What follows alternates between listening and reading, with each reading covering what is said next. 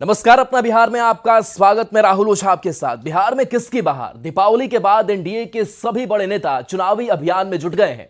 मुख्यमंत्री नीतीश कुमार भी सियासी एक्शन में दिख रहे हैं। सीएम ने मुजफ्फरपुर में 2 चुनावी सभा कर अपने चुनाव प्रचार का आगाज किया। एक ओर जहां अपने सरकार की उपलब्धियां गिनाई, वहीं दूसरी ओर आरजेडी और लालू प्रसाद को परिवारवाद के मुद्दे पर घेरा। ये रिपोर्ट आपको दिखाते हैं।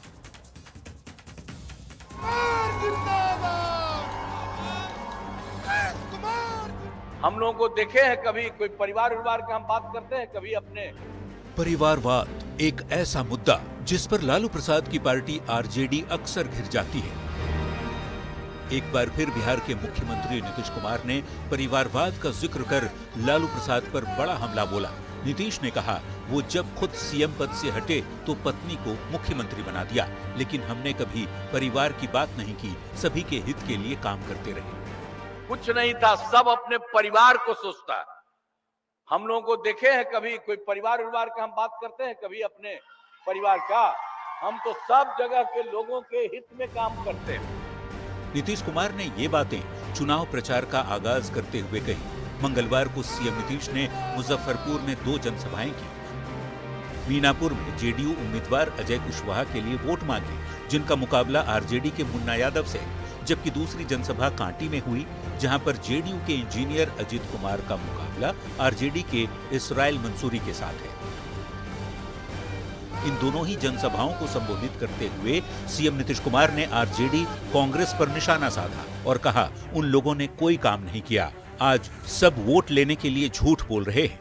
वहीं रोजगार सहित तमाम क्षेत्रों में अपने सरकार की उपलब्धियां भी गिनाई। सीएम ने कहा, रोजगार और नौकरी का 50 लाख का लक्ष्य पूरा हो चुका है और अगले 5 साल में उसे 1 करोड़ कर दिया जाएगा। 1 करोड़ युवाओं को नौकरी और रोजगार मिलेगा। एक तरह से सारा काम आप लोगों को याद रखिए कि हम लोग आपके हित में काम कर रहे हैं। आप पहले वाले कोई काम नहीं कर सकते। आता है वोट लेने के लिए, किस काम के लिए आता है, काम किया है, इसे याद रखिए। बिहार में चुनाव प्रचार का शोर लगातार बढ़ता जा रहा है। त्योहारों के बीच प्रचार की गर्मी भी महसूस की जा रही है। इस सियासी तापमान को सीएम नीतीश ने लालू प्रसाद पर परिवारवाद वाला प्रहार करके कुछ ज्यादा ही बढ़ा दिया है। न्यूज़ 18 के लिए मुजफ्फरपुर से आनंद अमृतराज और प्रियांक सौरभ के साथ ब्यूरो रिपोर्ट। बिहार विधानसभा चुनाव 2025 के लिए लंबी खींचतान के बाद विपक्षी महागठबंधन में सीट बंटवारे की तस्वीर अब लगभग साफ होती दिख रही है। सीटों का फॉर्मूला तय हो गया है। हालांकि विधानसभा की 243 सीटों पर महागठबंधन की ओर से 253 उम्मीदवार उतारे गए हैं, यानी 11 सीटों पर फ्रेंडली फाइट की स्थिति बन रही है। क्यों सुर्खियों में है महागठबंधन में सीट शेयरिंग का यह फॉर्मूला, और कौन सी पार्टी कितनी सीटों पर लड़ रही है चुनाव, इस रिपोर्ट के जरिए समझिए।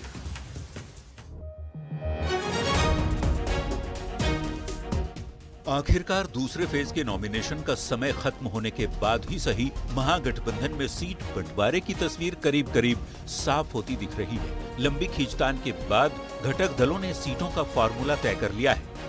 143 सीटों पर आरजेडी चुनाव लड़ रहा है। कांग्रेस को 61 सीट दी गई है। विकासशील इंसान पार्टी यानी वीआईपी को 15 सीट, 20 सीट पर सीपीआई एमएल, 9 सीट पर सीपीआई, 4 सीट पर सीपीएम लड़ेगी और आईपी गुप्ता की पार्टी को 1 सीट दी गई है। इस फॉर्मूले के तहत विधानसभा की महागठबंधन के 253 उम्मीदवार मैदान में हैं। महागठबंधन में कौन कितनी सीट पर चुनाव लड़ रहा है, ये तस्वीर भले ही साफ हो गई हो, लेकिन बिहार विधानसभा की 243 सीटों पर 253 उम्मीदवार उतारकर महागठबंधन के साथी दलों ने 11 विधानसभा क्षेत्रों में फ्रेंडली फाइट की स्थिति बना दी है। अब कहां-कहां महागठबंधन में अपनों से ही जंग छिड़ी है और वो कौन सी 11 सीटें हैं जिन सीटों पर महागठबंधन के नेता अपने में ही 2-2 हाथ करते नजर आ रहे हैं, ये भी जान लीजिए। आरजेडी कांग्रेस 5 सीट पर आमने सामने है, जिसमें वैशाली, सिकंदरा, कहलगांव, सुल्तानगंज और नरकटियागंज शामिल है, जबकि 4 सीट पर कांग्रेस और सीपीआई आमने सामने है। बछवाड़ा, करगहर, बिहार शरीफ और राजापाकड़ में कांग्रेस सीपीआई की टक्कर दिख रही है। वहीं 2 सीट चैनपुर और बाबूबरही में आरजेडी और वीआईपी की भिड़ंत देखने को मिल रही है। महागठबंधन में महाकन्फ्यूजन का सबसे अजीब असर गौरा बौड़ाम की सीट पर हुआ है। मुकेश सहनी की पार्टी वीआईपी ने आरजेडी के सिंबल पर मैदान में उतरे अफजल अली का नॉमिनेशन रद्द करने की मांग की है, क्योंकि लालू प्रसाद के पत्र के बाद भी फ्रेंडली फाइट के हालात बने हुए हैं। देखना होगा पहले फेज की वोटिंग यानी 6 नवंबर तक भी महागठबंधन का ये महाकन्फ्यूजन दूर हो पाता है या नहीं। न्यूज 18 के लिए पटना से संजय कुमार के साथ ब्यूरो रिपोर्ट।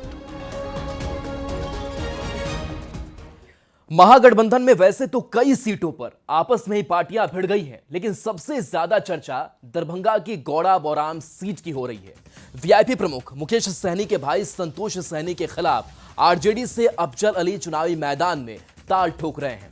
अफजल अली का नामांकन रद्द नहीं होने पर संतोष सहनी ने हाईकोर्ट में केस करने की धमकी तक दे डाली। ये रिपोर्ट आपको दिखाते हैं। बताइए, महागठबंधन का एक प्रत्याशी होना चाहिए, दो प्रत्याशी घोषित कर दिया ये लोग। दोस्ताना लड़ाई होगी, लेकिन हमारा रिश्ता खराब नहीं है।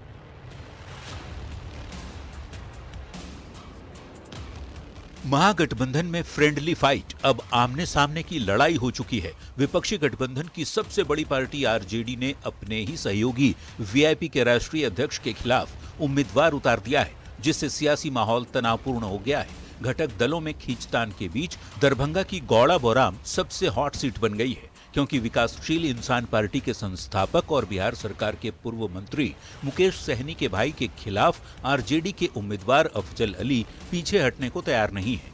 आरजेडी सुप्रीमो लालू प्रसाद की ओर से लेटर जारी होने के बावजूद अफजल अली चुनावी मैदान में उतरने पर अड़ गए हैं। साइट पे देखिए तो सोशल वो मोबाइल पर हम नहीं ध्यान देते हैं। तो यहाँ पे वीआईपी भी आप भी दोनों कैंडिडेट रहेगा यहाँ पे। देखिए हम हैं दोनों अभी, और देखते हैं आगे क्या होता है। आरजेडी उम्मीदवार अफजल अली ने गौड़ा बौराम में खूंटा गाड़ दिया है। मुकेश सहनी के भाई के खिलाफ हुंकार भर रहे हैं। साथ ही ये भी दावा कर रहे हैं कि खुद तेजस्वी गौड़ा बौराम में चुनाव प्रचार के लिए भी जाएंगे और अफजल अली के लिए वोट भी मांगेंगे। आरजेडी प्रत्याशी के तेवर देख वीआईपी की बौखलाहट बढ़ गई है। लालू के पत्र के बावजूद अफजल अली का नॉमिनेशन रद्द नहीं होने पर संतोष सहनी ने जमकर भड़ास निकाली। यहां तक कि निर्वाचन आयोग के अधिकारियों के खिलाफ हाई कोर्ट तक जाने की भी चेतावनी दी है। लालू जी का लेटर जारी होने के बावजूद भी ये लोग जबरदस्ती आरजेडी का कैंडिडेट बनाया गया, उसको तो क्लियर ही है, चुनाव चाप मिला है। मुकेश सहनी के भाई संतोष निर्वाचन आयोग पर आग बबूला हैं। संतोष सहनी इस बात से नाराज हैं कि सरकारी अधिकारियों ने आरजेडी प्रत्याशी अफजल अली का नामांकन आखिर रद्द क्यों नहीं किया, जबकि आरजेडी सुप्रीमो लालू प्रसाद ने खुद पत्र लिखकर अफजल का नॉमिनेशन कैंसिल करने को कहा था। यहाँ के जितने भी है जातिवाद कर रहा है, अंदर बैठा हुआ आदमी सारा के सारा बिका हुआ है। जी जी जी, क्या हुआ सर? मैं इसमें हाई कोर्ट में जाकर केस करूंगा इसके सबके खिलाफ। महागठबंधन में महाकन्फ्यूजन की स्थिति इसलिए बन गई है क्योंकि आरजेडी अब अफजल अली को अपना प्रत्याशी नहीं मानती, लेकिन लालू ने खुद अफजल अली को सिंबल दिया था, जिसके साथ अफजल अली ने आरजेडी उम्मीदवार के तौर पर नॉमिनेशन का पर्चा भरा। प्रशासन इसी आधार पर अफजल अली को वैध कैंडिडेट बता रहा है, क्योंकि उन्होंने सारे कागजात जमा किए। हालांकि अब ये मामला मुख्य निर्वाचन पदाधिकारी तक पहुंच गया है। ऐसे में देखना होगा कि मुख्य निर्वाचन पदाधिकारी गौड़ा बौराम में अफजल अली की उम्मीदवारी को लेकर क्या फैसला लेते हैं। दरभंगा संवाददाता विपिन दास के साथ ब्यूरो रिपोर्ट, न्यूज 18। जनसुराज के संयोजक प्रशांत किशोर ने प्रेस कॉन्फ्रेंस कर बीजेपी पर बड़ा हमला बोला है। उन्होंने आरोप लगाया कि बीजेपी के नेताओं के दबाव की वजह से जनसुराज के उम्मीदवार अपने नाम वापस ले रहे हैं।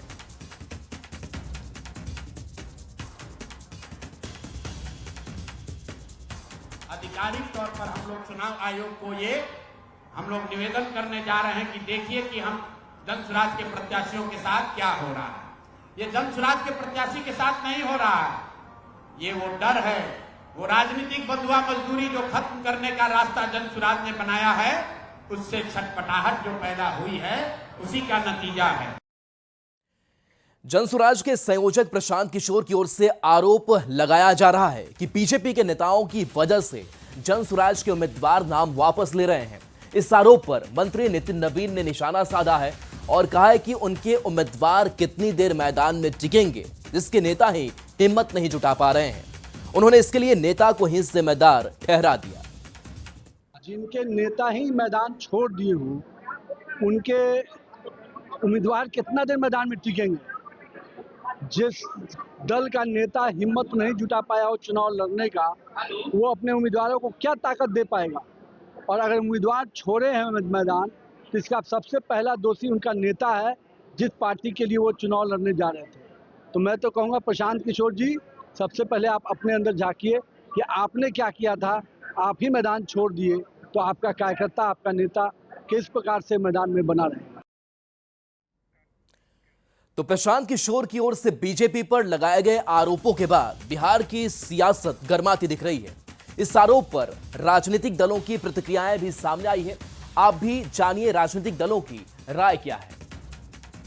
भारतीय जनता पार्टी के प्रदेश अध्यक्ष ने जिस दिन स्वीकार किया कि हाँ वो हमारे बी टीम है, और उसके बाद प्रशांत किशोर पांडे ने एक दिन भी खंडन नहीं किया, इसी से स्पष्ट हो गया कि वो बी टीम के रूप में कहीं ना कहीं भारतीय जनता पार्टी को राजनीतिक रूप से लाभ कैसे पहुंचाया जाए, उसी के राजनीति के लिए ये चुनाव मैदान में गए हैं। सिद्ध होती है कि नाच न जाने आंगन टेढ़ा। प्रशांत किशोर के प्रत्याशियों को मालूम हो गया है कि भारतीय जनता पार्टी और भारतीय जनता पार्टी के उम्मीदवारों के आगे नहीं टिकेंगे, तब वो अपना नामांकन वापस ले रहे हैं। ये बात शायद प्रशांत किशोर को नहीं मालूम थी, और प्रशांत किशोर को ये बात अच्छी तरीके से पता है कि उनकी पार्टी भारतीय जनता पार्टी और एनडीए के सामने कमजोर है। प्रशांत किशोर जी को पहले से नहीं पता था क्या कि भारतीय जनता पार्टी चुनाव से पहले हर तरह का काम करती है? वो तो दाऊद इब्राहिम को बुला लेगी, बड़े बड़े आतंकी संगठनों को बुला लेगी इस देश में आपके उम्मीदवारों को धमकाने के लिए। आप डर जाइएगा। ऐसे डरपोक लोग भारतीय जनता पार्टी का मुकाबला नहीं कर पाएंगे। आपको एक बड़े गिरोह से टकराना है तो आपको बहादुर भारतीयों की जरूरत है, जो प्रशांत जी के पास नहीं है। बीजेपी के राष्ट्रीय प्रवक्ता अजय आलोक ने कहा कि जैसे जैसे चुनाव नजदीक आ रहा है, रंगा सियार का रंग उतर रहा है। प्रशांत किशोर के उम्मीदवार के मैदान छोड़कर भागने का उन्होंने दावा किया। उन्होंने ये भी दावा किया कि जिस तरह कोरोना वायरस खत्म हुआ था, उसी तरह 14 नवंबर के बाद पीके बिहार से भाग जाएंगे। मैंने इसलिए कहा ना रंगा सियार, हमारे ही रंग ओढ़ते हैं, फिर हमारा ही रंग उतारना शुरू करते हैं। इनका अपना क्या रंग है ये आज तक कोई नहीं जान पाया। ये खुद नहीं जान पाए कि इनका अपना क्या रंग है। ये चमेलियन, गिरगिट, उसको भी फेल कर रहे हैं। इसलिए मैंने नाम दिया इनका रंगा सियार। इनको मिर्गी की बीमारी हो गई है, हर दूसरे दिन अटैक पड़ता है पत्रकारों के साथ। जब पत्रकार कोई सवाल पूछता है ये भागने लगते हैं।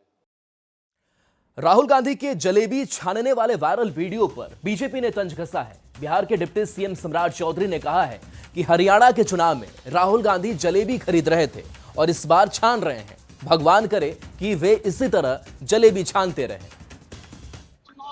हरियाणा के भी चुनाव में वो जलेबी खरीद रहे थे, इस बार छान रहे हैं। भगवान करे कि वो इसी तरह जलेबी छानते रहे। जनशक्ति जनता दल के अध्यक्ष तेज प्रताप यादव ने दावा किया है कि महुआ में उनके नाम का डंका बज रहा है। राहुल गांधी को जलेबी छानने की वीडियो वायरल होने पर तेज प्रताप यादव ने भी तंज कसा और दावा किया कि राहुल गांधी उनकी कॉपी कर रहे हैं।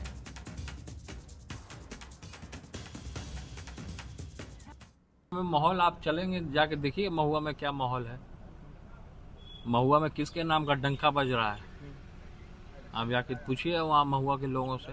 राहुल गांधी तो मेरा कॉपी कर रहे हैं। राहुल गांधी मेरा कॉपी करके जलेबी छान रहे हैं। राहुल गांधी जलेबी तो हम ही उनको सिखाए हैं, तब वो जाओ छान रहे हैं। गोपालगंज में एनडीए को बड़ी राहत मिली है, जहां बीजेपी विधायक रामप्रवेश राय ने निर्दलीय उम्मीदवार के तौर पर अपना नामांकन वापस ले लिया है। वहीं नामांकन वापस लेने पर एनडीए उम्मीदवार और पूर्व विधायक मनजीत सिंह ने बड़ा बयान दिया। मनजीत सिंह ने कहा कि जंगल राज की फिर से वापसी न हो जाए, इसलिए 4 बार से विधायक रहे रामप्रवेश राय ने अपना निर्दलीय प्रत्याशी के रूप में किए गए नामांकन को वापस लिया है। साथ ही एनडीए प्रत्याशी को जिताने का संकल्प लिया है। उन्होंने नामांकन वापस जो किया है, हम तो उनके कर्जदार हैं, और उन्होंने स्पष्ट शब्दों में कहा कि जंगल राज पुनः वापसी बिहार में ना हो, इसके लिए एक बार नहीं हजारों बार अगर कुर्बानी देनी होगी तो हम कुर्बानी देंगे, और पुनः आदरणीय मुख्यमंत्री नीतीश कुमार जी के नेतृत्व में बिहार में बहुमत के साथ हम एनडीए की सरकार बनाएंगे। पूर्णिया सांसद पप्पू यादव ने कांग्रेस कार्यालय में कांग्रेस के पूर्णिया के 4 उम्मीदवारों के साथ बैठक की। उन्होंने कहा कि कांग्रेस ने पूर्णिया से सभी अच्छे उम्मीदवारों को चुनावी मैदान में उतारा है। जिनका टिकट कटा है उनके लिए भी आगे दरवाजा खुला हुआ है। बता दें कि कस्बा के वर्तमान कांग्रेस विधायक आफाक आलम ने पप्पू यादव पर टिकट बेचने में डील करने का आरोप लगाया था।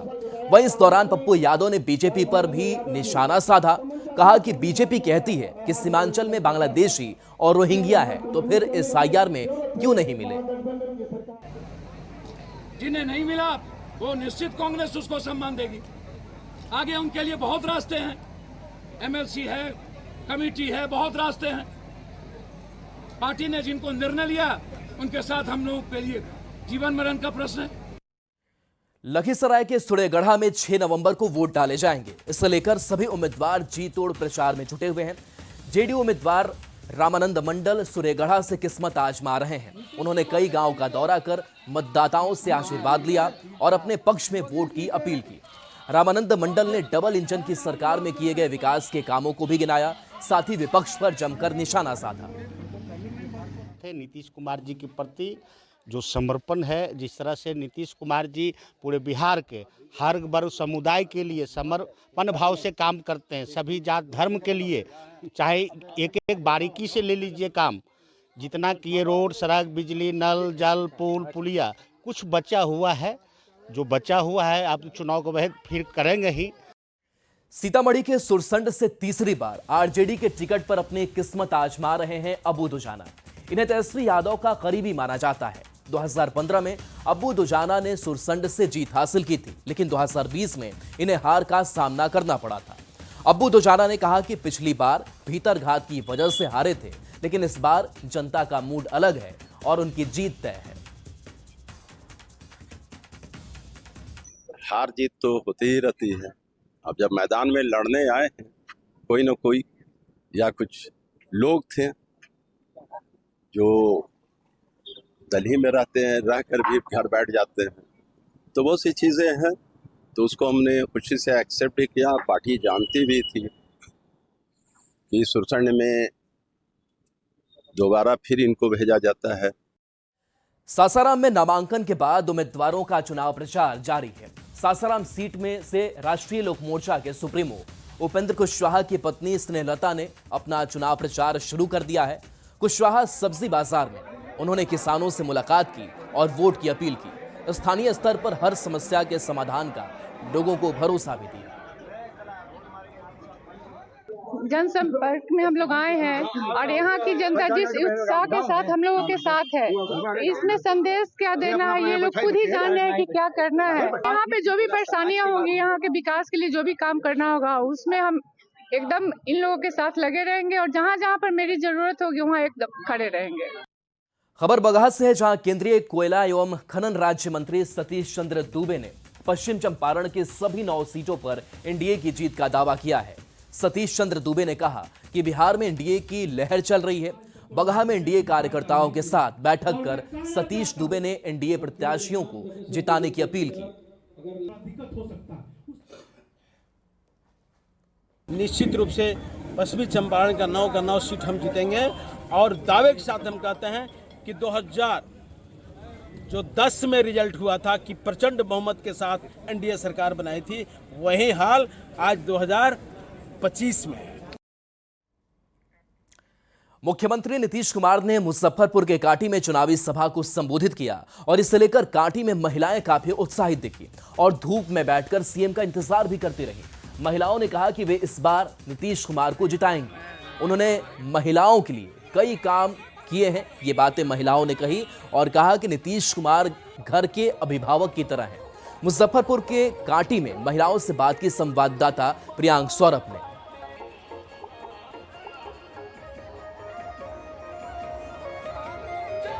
उनकी सभा में महिलाओं की काफी भीड़ देखने को मिल रही है।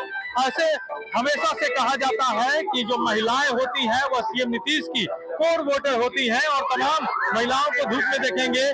जदयू का जो तीर छाप वाला निशान वाला जो टोपी है वो पहनकर तमाम महिलाएं यहाँ पर पहुंची हुई है।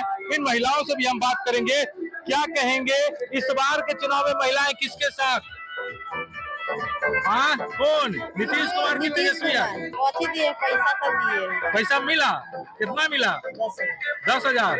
और क्या क्या मिल रहा है? अभी राशन मिल रहा है। इस बार भी महिलाएं जो है नीतीश कुमार का साथ देंगी और तेजस्वी यादव को क्या होगा? इस बार महिलाएं नीतीश कुमार का साथ देगी या कोई और? जी हाँ, नीतीश कुमार के ही साथ है। कारण क्या है? क्या कारण नहीं है कि 10,000 रुपए दिए हैं, शौचालय बनाने में हर एक फायदा उनके 10,000 रुपया दिए, ये बहुत मायने रखता है। जी हाँ। धूप है फिर भी यहाँ पर अड़े हुए हैं। क्या लोकसभा के नीतीश कुमार की तरफ से बहुत वाद मिला। पहला में तो भोजन मिला, दूसरा में बच्चा को पढ़ाई मिला, छात्रवृत्ति मिल रहा है, बच्चा का ड्रेस मिल रहा है, कॉपी किताब सब मिल रहा है। उसके बाद हम लोग को बाथरूम मिला, उसके बाद 10,000 रुपया मिला महिला। अब आगे बढ़ेंगे तो आगे भी बढ़ेगा, आगे भी मिलेगा। मतलब महिलाओं को ये बहुत सुरक्षित किया नीतीश कुमार, यानी मुख्यमंत्री मोदी सरकार महिलाओं के लिए मतलब अभी भी घर के कर्जी। और इनका एक ही मात्र कहना है कि जो सीएम नीतीश जो है उन्होंने ही महिलाओं के लिए विशेष काम किया है और इनके लिए वह घर के गार्जियन जैसे हैं। मुजफ्फरपुर से न्यूज़ 18 के लिए प्रियांशु। और देखिए, बिहार चुनाव में बागियों की भी खूब चर्चा हो रही है। बड़ी संख्या में बागी नेता चुनावी मैदान में ताल ठोक रहे हैं। 30 से 35 उम्मीदवार ऐसे हैं जो एनडीए और महागठबंधन से टिकट नहीं मिलने के बाद बागी हो गए। अलग अलग सीटों से इन नेताओं ने पर्चा दाखिल किया है। कौन है वो बड़े चेहरे और बागी के रूप में किन किन सीटों पर लड़ रहे हैं चुनाव, इस खबर पर ज्यादा जानकारी दे रहे हैं पटना संवाददाता संजय कुमार। 2025 बिहार विधानसभा चुनाव के लिए दंगल शुरू हो चुका है और ठीक हमारे पीछे ये बिहार विधानसभा की खूबसूरत तस्वीर हम आपको दिखा रहे हैं। और इसी विधानसभा के लिए अब चुनावी दंगल जो है वो अपने पूरे सवाब पर है। और जो अब जानकारी निकलकर सामने आ रही है, एनडीए हो या महागठबंधन, दोनों तरफ से बागी उम्मीदवारों ने परेशानी बढ़ाई है। महागठबंधन की अगर बात कर लें तो 18 बागी उम्मीदवार सामने आए हैं, जबकि एनडीए में 15 बागी उम्मीदवार हैं। अगर हम एनडीए की बात कर लें तो यहाँ पर जो बोधगया सीट है वहाँ से नंदलाल माझी जो हम पार्टी में थे उन्होंने नामांकन किया है। इसके अलावा श्याम बहादुर बरहरिया से हैं, वो जेडीयू के कैंडिडेट थे, पहले विधायक भी रह चुके हैं, उन्होंने इंडिपेंडेंट भरा है। इसके अलावा सूरजगढ़ा से अशोक कुमार सिंह हैं। ये बड़े नाम जो हैं वो सामने आए हैं। अगर हम आरजेडी की बात कर लें तो रितु जायसवाल आरजेडी की एक बड़ी नेत्री मानी जाती हैं और परिहार से उन्होंने निर्दलीय नामांकन किया है। इसके अलावा संजय राय जो हैं वो महनार से इंडिपेंडेंट खड़ा हुए हैं और आरजेडी के लिए परेशानी का सबब बने हुए हैं। कटिहार सदर से राम प्रकाश महतो, ये पूर्व मंत्री हैं, एक बड़ा नाम है और ये भी आरजेडी के लिए जो है परेशानी का सबब बन सकते हैं। इन्होंने भी विद्रोही रवैया अख्तियार कर लिया है और ये बागी उम्मीदवार के तौर पर चुनाव लड़ रहे हैं। इसके अलावा अफजल खान जो है वो काफ़ी चर्चा में आए हैं। गौड़ा बौराम से आरजेडी ने इनको नामांकन जरूर करवाया था लेकिन बाद में इनका नाम वापस ले लिया था, लेकिन गौड़ा बौराम से अफजल खान अभी भी चुनावी मैदान में हैं और इन्होंने आरजेडी के टिकट पर ही चुनाव लड़ने की बात कही है। अब देखना होगा आने वाले दिनों में जो बिसात बिस्ती है उसमें जो ये चुनावी मैदान में डटे हुए उम्मीदवार हैं, क्या वो अभी भी आगे भी डटे रहते हैं या फिर वो अपना नाम वापस लेते हैं। कैमरा पर्सन धर्मवीर के साथ संजय कुमार, न्यूज़ 18 पटना। और चलिए सियासत से इतर कुछ और खबरों को देख लेते हैं। तो छठ पर्व को लेकर ट्रेनों में भीड़ बढ़ने लगी है। ऐसे में रेल मंत्री अश्विनी वैष्णव एक्टिव हो गए हैं और बिहार के लिए चल रही ट्रेनों के परिचालन का जायजा भी ले रहे हैं। इसी कड़ी में वो नई दिल्ली रेलवे स्टेशन पहुंचे और वहां बने मिनी कंट्रोल रूम का जायजा लिया। आपको बता दें कि त्योहार खासकर छठ पर्व को देखते हुए देश भर से बिहार के लिए 12,000 से ज्यादा ट्रेनें चलाई जा रही हैं, जो देश के कोने कोने से छठ पर्व पर बिहार जाने वाले लोगों को राहत दे रही है। ऐसे में रेल मंत्री ने मिनी कंट्रोल रूम के जरिए सुरक्षा समेत सभी इंतजामों का जायजा लिया और अधिकारियों को जरूरी निर्देश भी दिए। आपको बता दें कि बिहार जाने वाली ट्रेनों की संख्या पिछले साल के मुकाबले इस बार काफी ज्यादा बढ़ाई गई है। पिछले साल 7,724 स्पेशल ट्रेनें चलाई गई थी, लेकिन इस बार ये संख्या 12,000 है। और देखिए इस वक्त की बड़ी खबर है, दरभंगा बीजेपी उम्मीदवार पर घड़ी बांटने का आरोप लग गया है। बीजेपी के जाले से उम्मीदवार हैं दिवेश मिश्रा, जिनके ऊपर घड़ी बांटने का आरोप है। उम्मीदवार के नाम से चारी कार से ये घड़ी मिली है। स्थानीय कांग्रेस के उम्मीदवार ऋषि मिश्रा ने कार रोकी, वोटर के बीच घड़ी बांटने का आरोप लगा दिया। जाले पुलिस ने कार जब्त कर जांच शुरू कर दी है। धनकौल जाने वाले मुख्य सड़क के मस्का बाजार से ये गाड़ी जब्त की गई है। उनके नाम से गाड़ी आवंटित है। देखिए अभ्यर्थी बुजीवेश कुमार, उनके यहाँ से गाड़ी है। आइए, अरे हटो ना यार। देखिए सारा सामान जो है भारतीय जनता पार्टी का है और ये काम आज नहीं हो रहा है, ये काम 1 महीने से हो रहा है और हर एक घर में, हर एक गांव में पहुंचाया गया है और ये गूंगी बैठी सरकार चुपचाप है। आइए देखिए हंसता हुआ नूरानी चेहरा, सारे कल्प्रिट हैं। देखिए फोटो लीजिए, यहाँ पे सारे कल्प्रिट हैं। देखिए हंसता हुआ नूरानी चेहरा, इस पर क्या एक्शन हो रहा है? सरकार को जवाब देना चाहिए। ब्रिटिश संग्रहालय का पिंक बॉल इस साल भारत से प्रेरित होकर उत्सव की तरह मनाया गया। इससे प्राचीन भारत की अद्भुत बैकड्रॉप पर आयोजित किया गया था, जिसमें दुनिया भर में भारत की गौरवशाली सांस्कृतिक और भक्ति विरासत को सम्मानित किया गया। इस मौके पर रिलायंस फाउंडेशन की चेयरपर्सन नीता अंबानी मौजूद रहीं। बता दें कि रिलायंस की डायरेक्टर ईशा अंबानी ने पिंक बॉल की सह अध्यक्षता की। अपने संबोधन में ईशा अंबानी ने अपनी मां नीता अंबानी को सम्मान देते हुए उन्हें नृत्य, कला और संगीत के प्रति अपने प्रेम का प्रतीक माना। साथ ही रचनात्मकता में लोगों और संस्कृतियों को जोड़ने के एक माध्यम के रूप में उनके विश्वास को प्रेरित किया।